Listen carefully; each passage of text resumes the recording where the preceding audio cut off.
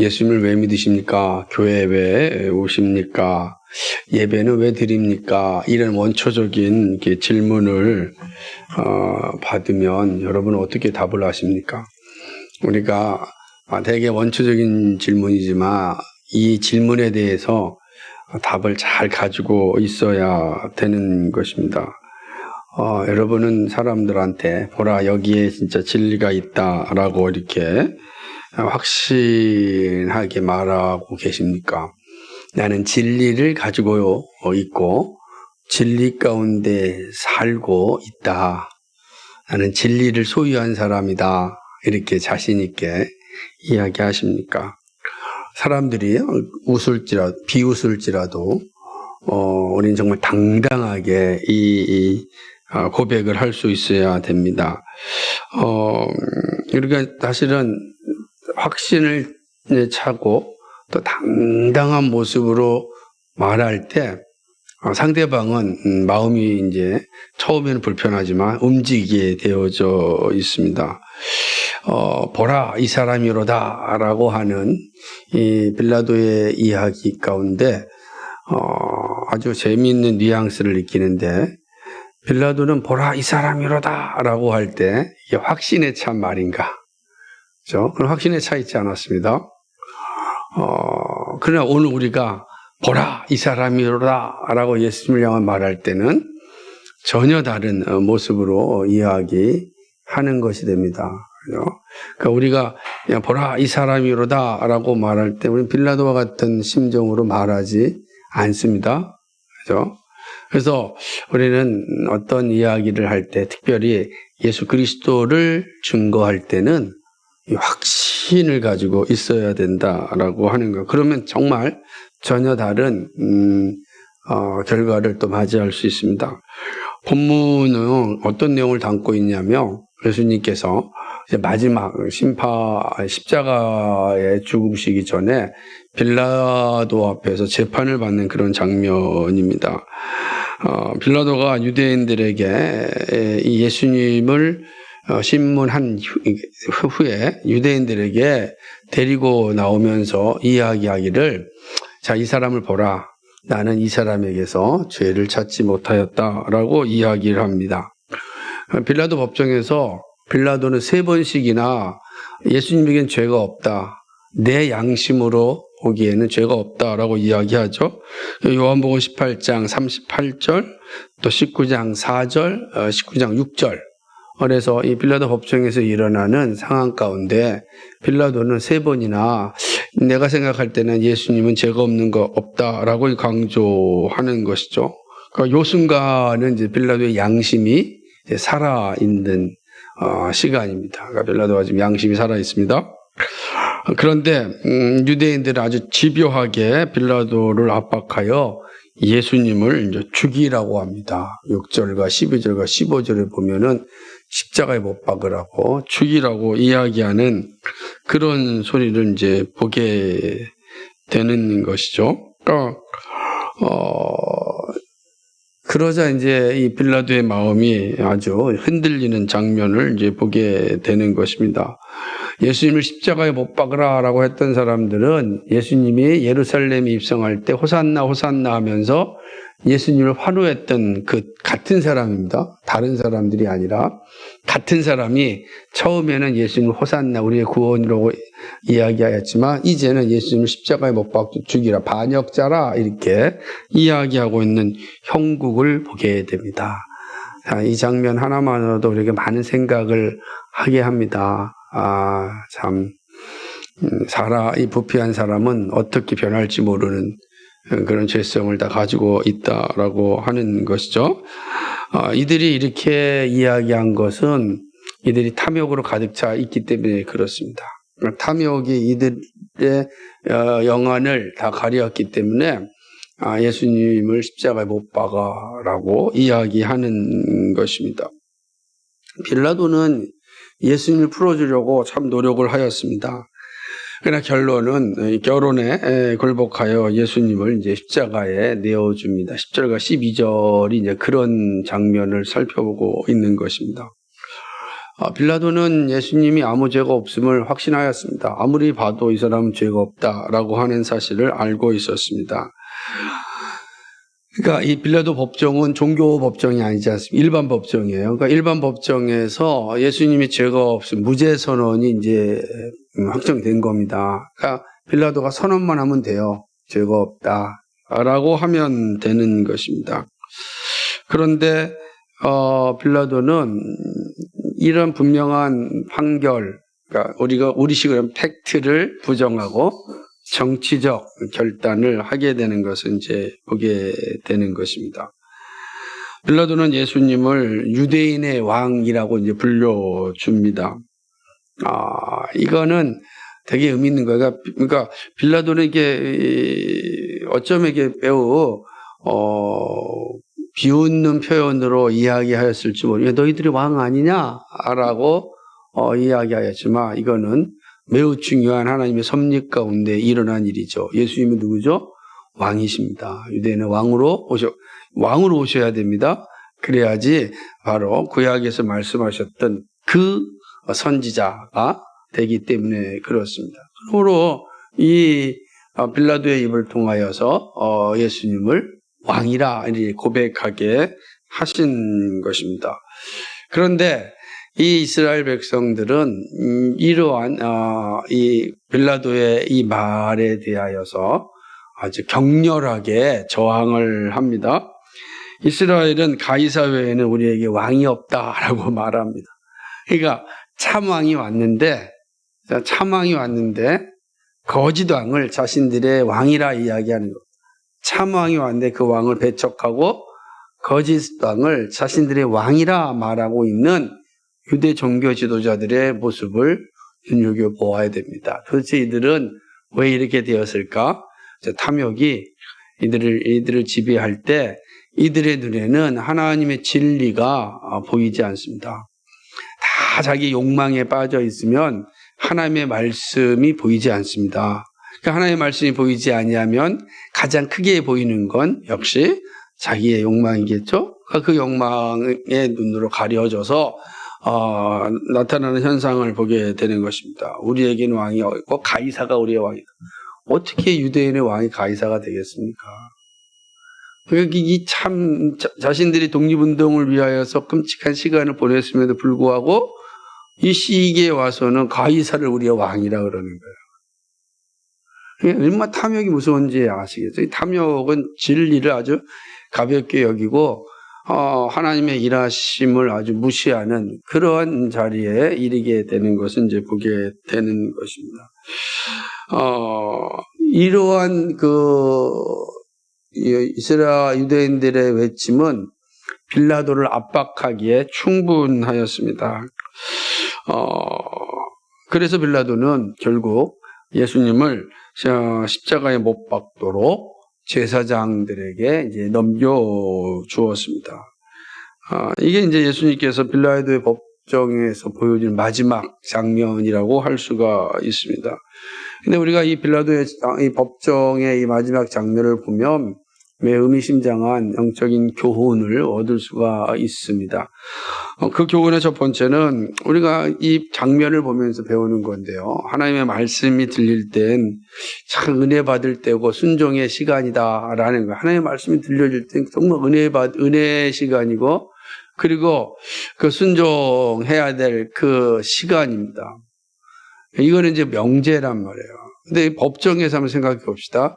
빌라도는 지금 이 법정에서 세 개의 소리를 들었습니다. 첫 번째는 주님의 소리를 듣습니다. 그죠? 주님의 소리를 듣습니다. 그러니까 주님의 소리를 들었던 빌라도의 모습을 생각해 보시기 바랍니다. 예수님이 하셨던 말씀들은 18장에서 나오지만요, 또 19장에서 나오고 예수님이 누구신가라고 하는 이야기를 듣게 되죠. 주님은 하나님의 아들이다라고 하는 소리도 듣게 됩니다. 그러니까 이 엄청난 이야기를 이제 듣게 되는 겁니다. 하나님의 아들이다, 유대인의 왕이다라고 하는 네 말이 옳다라고 예수님의 소리를 이제 다 들었습니다. 더군다나 빌라도의 권세는 하나님이 주신 권세입니다. 예수님께서 하늘이 너에게 권세를 주지 않았다고 한다면 네가 나를 해할 권리가 없다라고 말씀을 하십니다. 그러니까 이 모든 것이 이 빌라도가 들은 겁니다. 얼마나 귀한 시간입니까? 하나님의 말씀을, 주님의 말씀을 직접 들었잖아요. 이게 정말 기회예요. 회개의 기가 왔고, 그리고 그것은 빌라도에게 있어서는 정말로 결단의 순간이고 최고의 순간이었습니다. 만약에 빌라도가 이 주님의 소리를 듣고 그가 회개하였다고 한다면 역사는 달라졌겠죠? 물론 하나님의 역사에는 우연이란 존재하지도 않고 하나님께서 어떻게 이 백성들을 위하여 일하실지는 모르겠지만, 그러나 빌라도가 아니면 누군가에 의하여서 주님의 역사를 이루어지겠지만 빌라도는 아닐 수 있겠죠. 그러나 주님의 말씀을 들었던 빌라도는 주님의 소리를 이제 침묵하게 되는 것이죠. 두 번째는 양심의 소리를 듣습니다. 빌라도는 예수님이 죄가 없다라고 하는 그 자신의 양심의 소리를 듣게 됩니다. 빌라도가 이 양심의 소리에 순종하여서 예수님 죄가 없다 했다고 한다면 빌라도는 역사 속에서 참 부끄러운 존재로 남지 않았을 것입니다. 누가 그 부끄러운 자리에 설지는 모르겠지만, 그러나 빌라도는 양심의 소리도 듣지 않았습니다. 그렇죠? 세 번째로 듣는 건 유대인들의 이제 소리였습니다. 예수를 죽이라는 소리입니다. 빌라도는 예수님의 소리도 듣고 자기의 양심의 소리도 들었습니다. 그런데 안타깝게도 이 빌라도가 굴복한 소리는 사람들의 소리였습니다.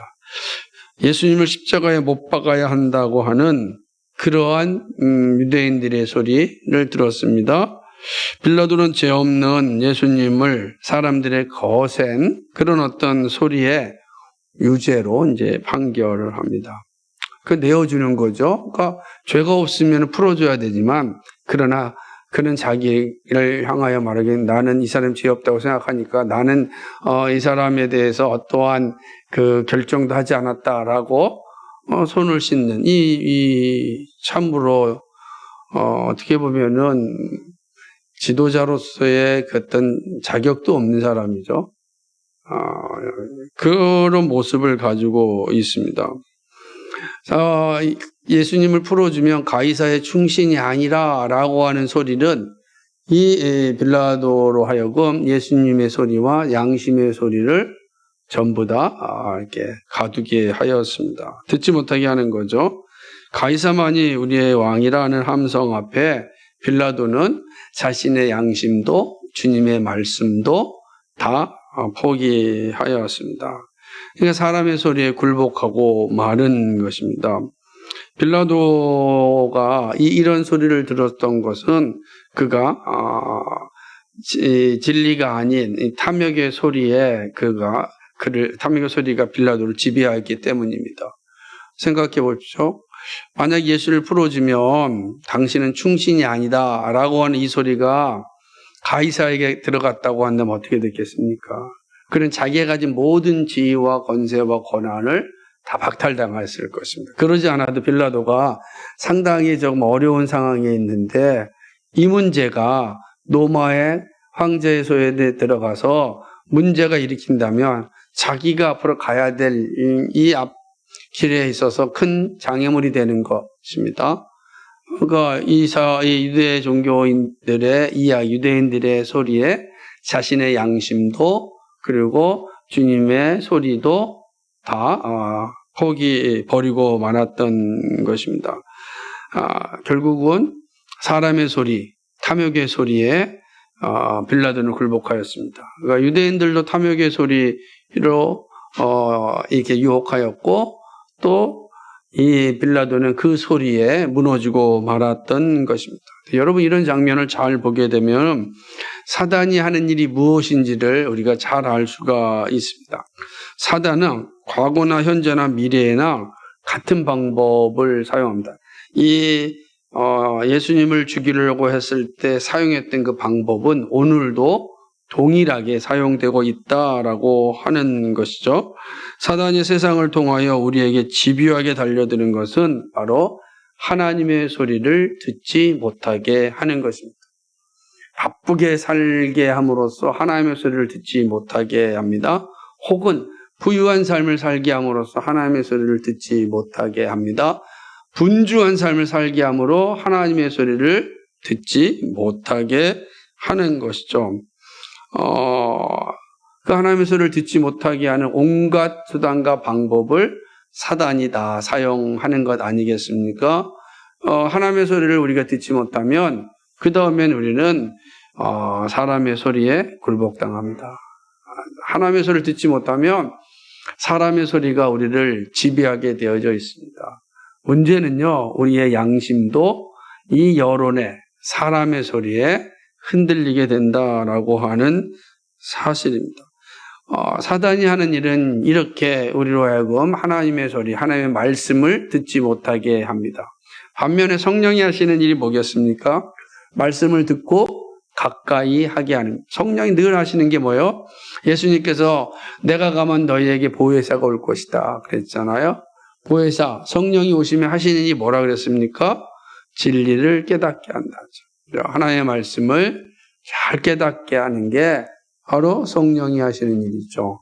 그러므로 성령은 어떻게 해서든지 우리에게 말씀이 들려지게 하십니다. 사단은 어떻게든지 그 말씀을 듣지 못하게 하는 거죠. 그래서 우리 안에는 바울이 말한 것처럼 두 법이 항상 싸우는 거예요. 오라 나는 공고한 자로다. 그렇게 되는 겁니다. 그러니까 이 두 싸움이 끊임없이 우리 안에 있다라고 하는 것을 보게 되는 것입니다. 빌라도는 참으로 주님의 말씀을 들었고 회개할 수 있는 좋은 기회를 가졌지만 그는 그 기회를 날려버렸습니다. 특별히 하나님의 아들이라는 소리를 들었을 때는 두려워했습니다. 그러니까 이것 또한의 기회입니다. 하나님의 아들이다라는 이야기를 들었을 때 이 빌라도는 이거 함부로 해서는 안 되겠구나 하는 것이 분명히 찾아왔습니다. 더군다나 마태복음 그 27장 19절에 보게 되면은 그의 아내가 꿈을 꾸고서 이야기를 하는 거예요. 저 사람에게 아무 상관도 하지 말라라고 이야기를 하였습니다. 그러니까 이런 기회들이 다 왔던 순간이었습니다. 그런데 그는 그런 기회들을 다 포기하고 말았죠. 이분이 정말 하나님의 아들이다라고 하였다면 그는 무릎 꿇고 회개했어야죠. 어떻게 그를 십자가에 내어줍니까? 기회가 여러 번 있었는데 그러나 사람의 소리에 그는 다 그 두려움도 다 무너지고 말았던 것입니다. 그리고 결국 역사상 가장 불쌍한 사람이 되었습니다. 누구라도 말씀이 나에게 들려주고 그 말씀의 의미가 깊이 깨달아질 때는 그때가 바로 은혜의 때입니다. 하나님께서 우리에게 은혜를 주시는 순간입니다. 하나님의 은혜가 임한다는 것은 우리로 하여금 순종하는 삶을 살라라고 하는 그런 사인입니다. 하나님의 말씀이 들어야만 우리가 은혜를 누리고 은혜를 누려야만 순종할 수 있지 않겠습니까? 그러니까 이 사실이 중요한 거죠. 늘 우리에게는 일생을 살아가면서 이런 다양한 소리가 우리에게 들려집니다. 그때 여러분 주의 말씀의 소리를 우선하십시오. 양심의 소리에 귀를 기울이십시오. 이게 중요합니다. 그러니까 이런 것들이 우리로 하여금 이 땅 가운데서 죄와 싸울 수 있는 자리에 전하게 되는 것입니다. 우리가 늘 들었던 말씀, 사도 바울이 전했던 고린도후서 6장 1절 말씀, 하나님의 은혜를 헛되이 받지 말라. 가라사대 내가 은혜 베풀 때 너를 듣고 구원의 날에 너를 도왔다 하셨으니 보라 지금은 은혜 받을 만한 때요. 보라 지금은 구원의 날이로다. 하나님의 은혜가 임할 때 은혜를 받아야 됩니다. 하나님의 소리를 들을 때 기꺼이 열고 아멘 할 수 있어야 됩니다. 그것이 바로 복된 삶을 살아가는 것이다. 우리가 부끄러움의 자리에 서지 않고 은혜의 자리에 서는 길이다라고 하는 거죠. 우리가 이 사실을 빌라도의 법정에서 우리가 살펴볼 수 있습니다. 두 번째는 정직한 질문만이 정직한 답을 얻는다는 사실을 이 빌라도의 법정에서 또 배울 수가 있습니다. 우리는 이 말을 자주 합니다. 그 이유는 성경이 이 사실을 자주 말씀하고 있기 때문에 그렇습니다. 예수님은 정직하지 않은 자에게 침묵하십니다. 오늘 본문을 보면 의미심장한 장면이 하나 나오는데 빌라도가 하나님의 아들이라고 하는 이야기를 듣자 두려워하였습니다. 그래서 예수님께 와서 이야기합니다. 너는 어디서부터냐라고 이야기하는 것이죠. 어디로부터 왔느냐라고 이야기를 합니다. 근데 장면을 보게 되면은 구절이한데요. 예수님께서 대답을 하지 않으세요. 침묵을 하십니다. 아무 대답을 하지 않으십니다. 왜 예수님이 침묵하셨을까? 그죠? 왜 이 빌라도의 답에 대해서 네가 하나님의 아들이냐? 라는 식으로 두려워하고 있는 이 빌라도를 향하여서 또 빌라도가 어디로부터냐? 라고 하는 질문에 대해서 왜 예수님은 아무런 대답을 하지 않으셨을까? 되게 중요한 기회잖아요. 두려워하고 있는 빌라도를 잘 아셨잖아요. 그러고 이제 분명하게 확실히 이야기할 수 있는 기회인데 그렇게 하지 않았다. 메투엘리라고 하는 주석가는 이 장면을 보면서 이거는 이사야서 53장에 있는 말씀죠. 그러니까 이사야 53장 7절에 있는 말씀에 대한 성취이기 때문에 그렇다는. 여러분 그 말씀이 뭐냐면 그가 곤욕을 당하여 괴로울 때도 입을 열지 아니하였으며 마치 도수장으로 끌려가는 어린 양과 털 깎는 자 앞에서 잠잠한 양같이 그의 입을 열지 아니하였도다. 그러니까 이사야가 예언하였던 예수님이 어떠한 고난 가운데 있을 것이고 고난 받을 때 어떠한 태도를 가지실 것인지를 예언하였다. 그 예언의 성취가 지금 빌라도 법정에서 나타난 예수님의 모습이다 이야기합니다. 저는 이 진리의 말씀이 성취라고 보는 것입니다. 더군다나 빌라도는 구약 성경이 보여주고 있는 메시아에 대한 진리에 대해서 그는 알지 못하였습니다. 그러므로 이야기한들 알겠습니까? 그러니까 예수님은 하나님의 예언을 성취하셨고 그리고 예수님이 말씀한다고 한들 그가 깨달을 수 있겠습니까? 저는 이 두 가지가 분명히 있다고 봅니다. 그러나 좀 더 생각할 것이 하나 있는데 이것은 빌라도가 정말 정직하고 진지하게 답을 얻고자 하는 그런 모습이 아니었기 때문에 예수님께서 답을 하시지 않으셨습니다. 아무 의미가 없는 말에 예수님은 대답할 이유가 없었던 것이죠. 빌라도는 단지 두려움을 모면하기 위하고 이 유대인들이 말하고 있는 내용들을 확인하고 싶을 뿐이었습니다. 그가 정말 진리를 향한 거룩한 열망과 열정을 가지고 있는 것이 아니었는 거죠. 단순히 뭐죠? 자신에게 있는 두려움을 없애기 위하여 질문하였습니다. 예수님을 알고 회개하고자 하는 마음이 없었습니다. 그러므로 예수님께서는 빌라도의 말에 대답하지 않으신 것입니다. 그러나 이제 중요하죠. 누구든지 진리를 알고자 정직한 마음으로 묻는 자는 그 답을 얻습니다. 우리가 신앙생활은 하나님을 힘써 아는 일이거든요. 하나님을 힘써 아는 일이 신앙생활이에요. 그러니까 하나님을 알고자 하는 정직한 이 자세가 있으면 언제든지 주님은 우리에게 말씀하시고 답을 주십니다. 여러분 신앙생활 때 마찬가지예요. 정말 하나님을 알고자 하는 열망을 가지고 정직하게 질문을 던지면 반드시 답을 얻습니다. 그런데 놀라운 것은 많은 사람들이 신앙의 자리에서 떨어지는 것은 정직하게 답을 얻고자 하는 마음이 없고 자기 혼자 생각할 때 문제가 발생하고 그리고 반드시 심각한 영적인 시험에 빠지는 것을 이제 보게 됩니다. 이게 되게 중요한 거예요.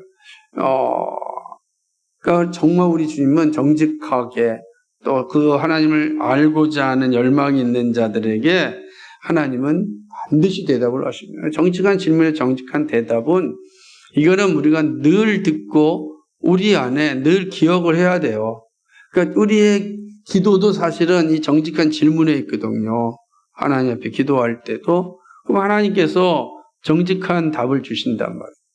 그러니까 이런 훈련이 있어야 되는데 그러지 않고 단지 어떤 호기심 아니면은 뭐 위기 모면 아니면 두려움의 해방 뭐 이런 것을 통하여서 자기 만족을 누리려고 하는 이에게는 정직한 답을 얻을 수가 없다는 사실입니다. 그러니까 정직하게 질문하고 배울 때 우리가 자라난다라는 사실을 우리는 이 빌라도 법정에서 또 배울 수 있습니다. 세 번째 빌라도 법정에서 배울 수 있는 것은 모든 역사는 하나님의 통치 가운데 진행된다라고 하는 사실입니다. 예수님은 하나님의 주권에 대하여 분명하게 알기를 원하십니다.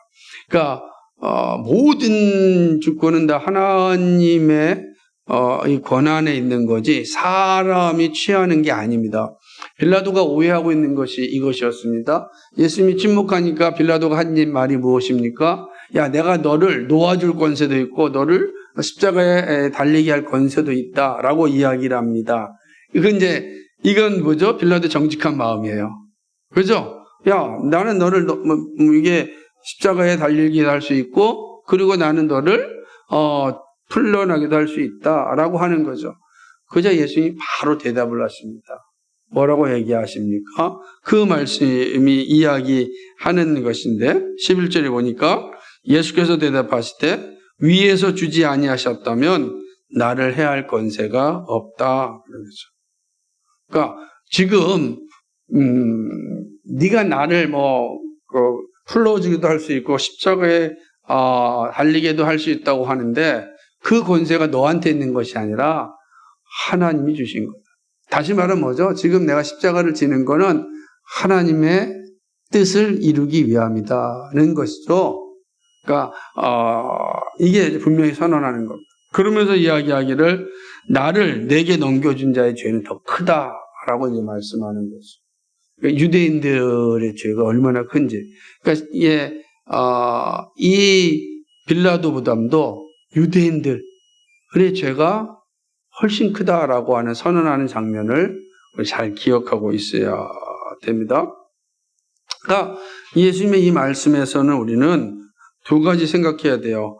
모든 권세는 하나님의 권세라는 사실인 것입니다. 그리고 진리를 알고 있음에도 불구하고 그 진리를 부정하는 자들의 죄는 더욱 크다라고 하는 것이죠.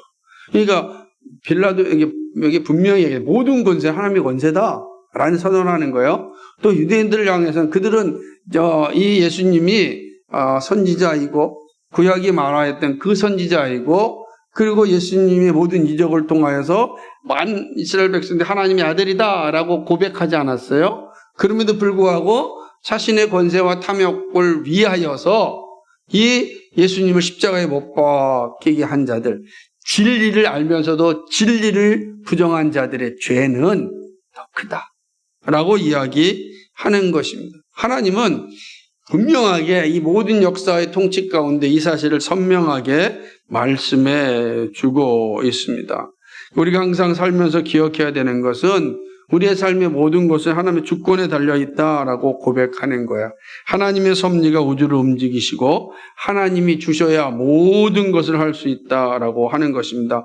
욥의 고백이 이 사실을 분명히 이야기하는데 욥기 1장 21절에 보면 이르되 내가 모태에서 알몸으로 나왔사온즉 또한 알몸이 그리로 돌아가올지라 주신 이도 여호와시요 거두신 이도 여호와시니 여호와의 이름이 찬송을 받으실지니이다. 아멘.